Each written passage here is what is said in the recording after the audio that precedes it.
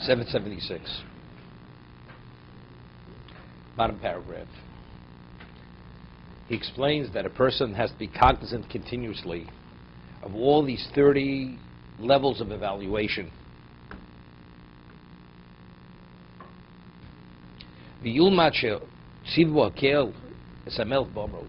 Now, a king, every Jew has an obligation to write a Sefer Torah.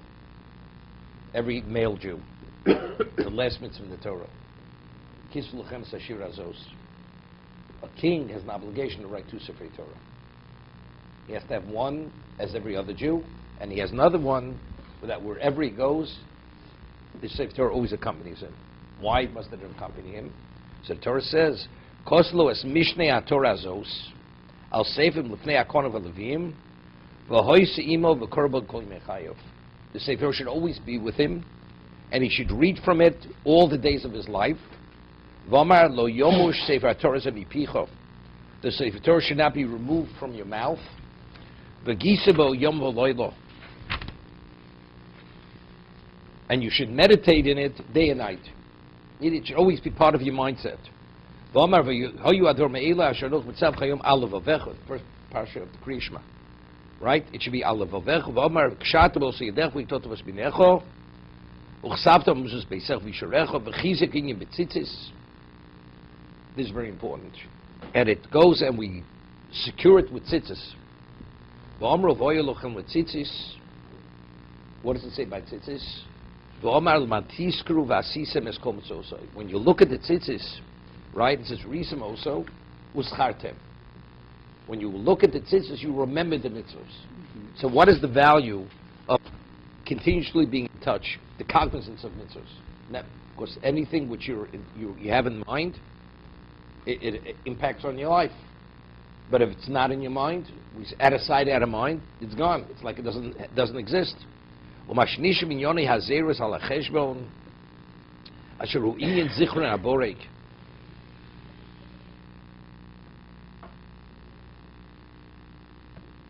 He says, what further kinds of encouragement towards self-accounting is part of meaning of remembering the Creator. Shaloz zirzono bo.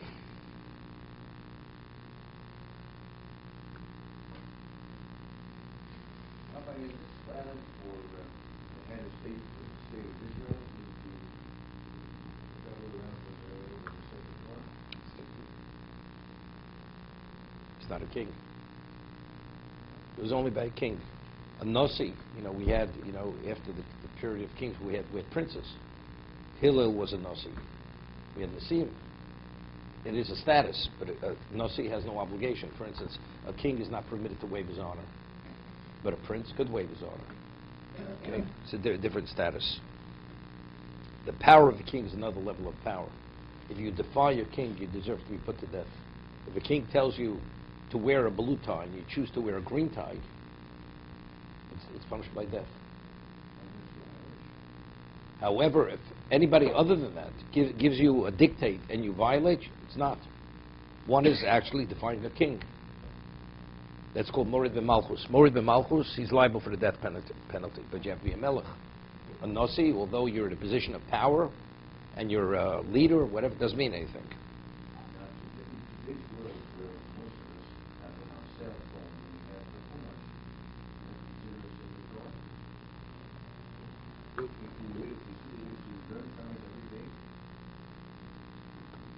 So what about if you carry Chumash with you? Is that a Sefer Torah? You have to have a Sefer Torah. Sefer Torah is a Sefer Torah. No, of course not. You have to have a Torah scroll. It has to be written properly. It has to meet all the criteria of what a kosher Sefer Torah is. The parchment, the sofer, the ink, the sinews that you bind all the various parts of the parchment together. Doesn't meet the criteria, it's not a Sefer Torah.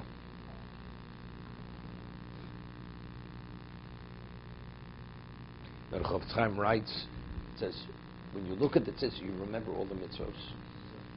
Uzchartem. So he writes that if you feel that in any time that you want strengthening your mitzvah, you should look at your tzitzis. Because it says there's something innate in the tzitzis. When you look at them, you will remember the mitzvos. But that's only if you study them. If you study them one time, The looking will remind you of them. What happens? You never studied anything about the mitzvos. You look at the tzitzum today forever. It's not going to help you, right?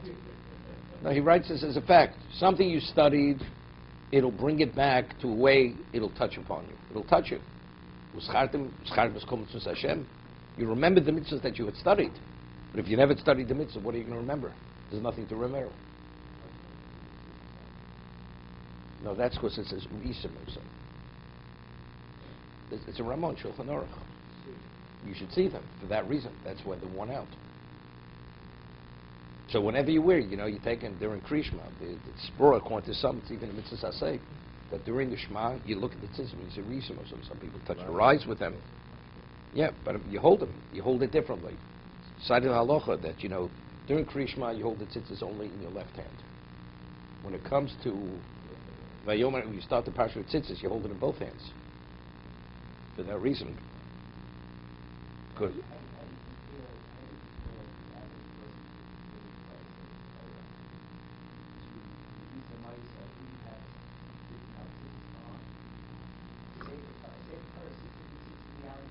What does one thing have to do with another? The mitzvah writing Sefer Torah is you should have a text available to study Torah from. That's the mitzvah of writing a Sefer Torah. What does a shul have to do with you? What do you think? This is for Pashas HaShavua? That's not the mitzvah of writing a Sefer Torah. I told you. We mentioned this. The Rambam says, Sefer HaMitzvahs, that you'd have every Jew must have a text to study the Torah from that text. That's what the Torah says. It's not enough to have a printed chumash or a handwritten chumash. It has to meet the criteria that the Torah sets forth. Doesn't make a difference, but you have to have that text. You have it, that's enough. That's the mitzvah. To have the text available. That's why, let's say a person sells the Sefer Torah, or it's destroyed, or he loses it. You have an obligation to have another one, or minimally to purchase one. There's a famous rush in Halachos Ketanis in Menachos. The Beis Yosef brings it la'alocha. Throughout the ages, most people did not own Sefer Torah. So, it's unheard of. You have a positive commandment. Most Jews don't fulfill it. Right?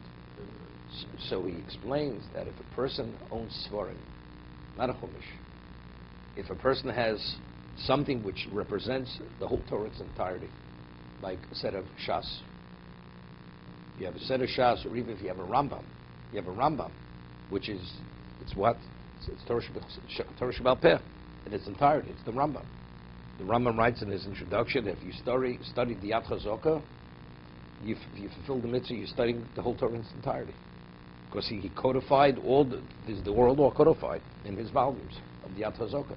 So if you have, let's say, a Shas and a Rambam and a Shulchan Aruch, definitely you fulfill the mitzvah according to Beis Yosef, according to the Rosh, of possessing the Sefer Torah. But what happens, the halacha is, what happens if you inherit a Sefer Torah?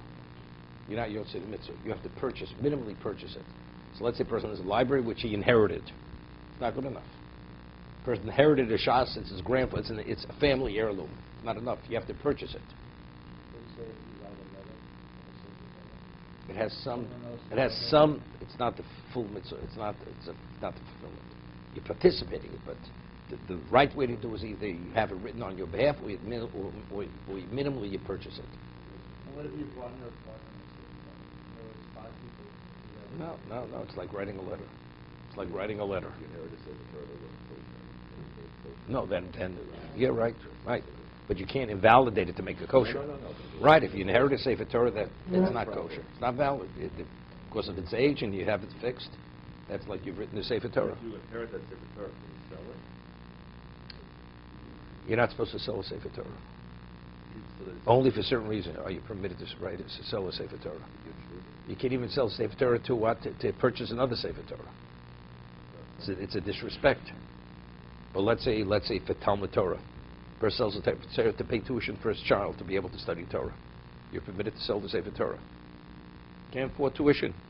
I'm not talking about in some private school, in the yeshiva, and you're permitted to sell the Sefer Torah. A person that can pay for, to get married. Right. That's right, exactly. For that reason. Again.